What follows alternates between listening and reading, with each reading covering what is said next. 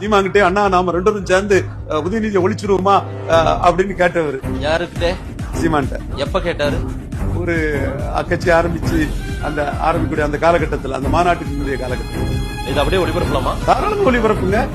ஆனா மீட் பண்ணி பேசினாதான் சீமான் அவர்களே சொல்லிட்டாரு. சந்திச்சு பேசியதெல்லாம் உண்மை. அதுவும் ஒரு 2-3 முறை அவங்க சந்திச்சு பேசியிருக்காங்க தனிமையில.